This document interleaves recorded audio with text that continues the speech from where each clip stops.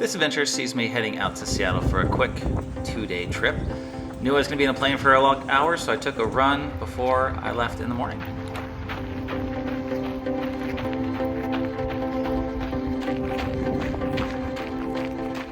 All right, so the journey starts with a small step. Just ordered my Uber. I'm gonna pick up my Frontier approved personal item and head out to Seattle. So I'll be out in Seattle in a couple hours. Been hanging out at the airport lounge, hopefully I can get in. All right, at DIA, heading to Seattle, the airport that's a tent.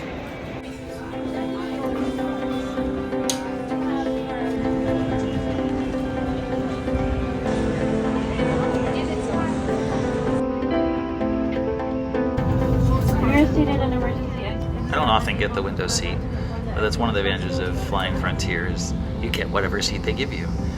Taking the window reminded me that my inner 5-year-old still loves to travel by plane. These amazing machines, even though I understand the science behind them, still sort of seem magical. The way they can take to the skies and make the world below get smaller and smaller as you climb into the air. And even just looking out the window, that little inner 5-year-old was enjoying the little tiny maps unfolding below him in the airplane.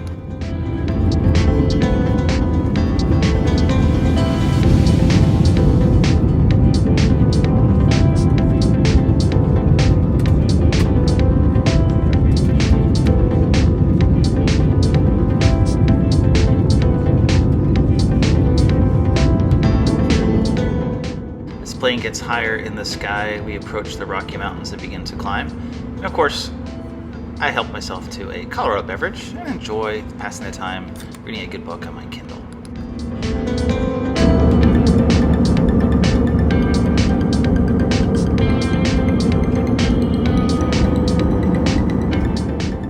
The terrain slowly changes beneath us as the clouds part, and I see a volcano, and then another, and another, and another.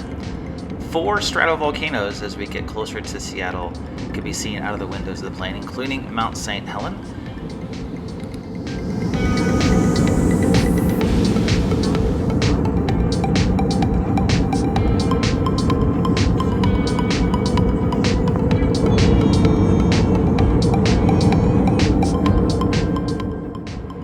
While volcanoes are amazing to see from the air, on the ground they're also impressive. But look at that crater that was blown away in the eruption of that volcano. I believe that's Mount St. Helens.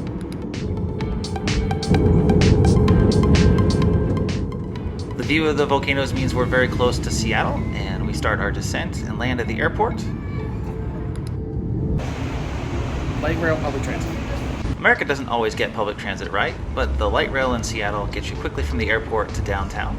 A friend picked me up at the airport, loaned me his Orca card, and we made our way to explore this city.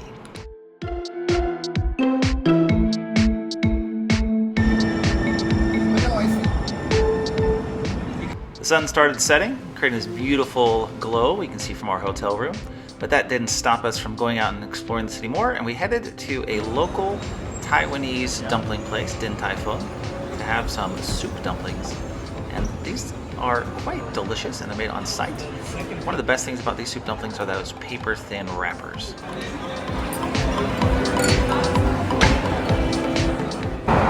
Headed out after dinner to explore the city some more, going up on Capitol Hill, and got some beverages and a very interesting snack, bunny chow. It's a loaf of bread with curry in it.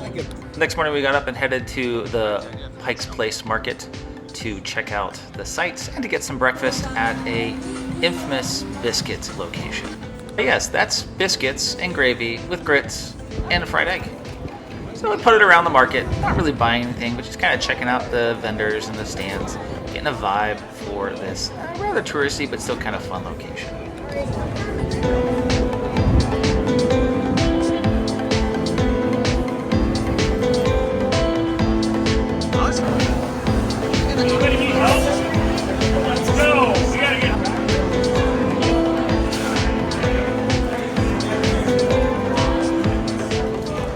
Good vibe here, but it is very peoply, as you can tell. A lot of people.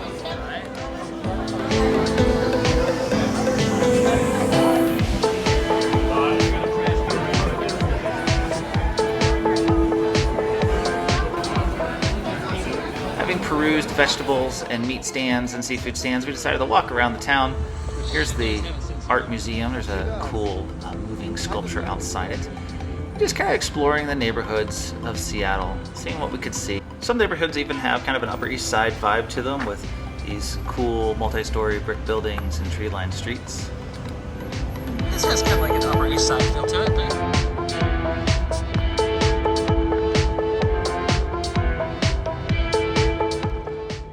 never expected to find a waterfall in the middle of Seattle, but here we are. There's a little park with a waterfall and some folks, I think, that were trying to do Instagram videos, and we interrupted them. It was kind of awkward. We ended our walking tour in Seattle's Chinatown, got a couple drinks at a dive bar, hung out and talked before I had to head back to the airport. My phone's battery running down. I had to kind of impromptu my own lounge and wait for my flight to board to head back home to Denver.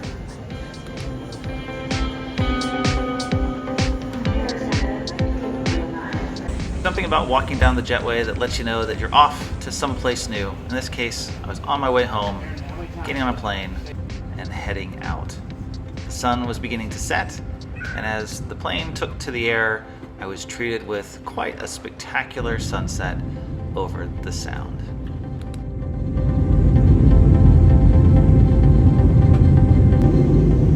Somewhere down there in those lights is home that I'll be in a couple of minutes.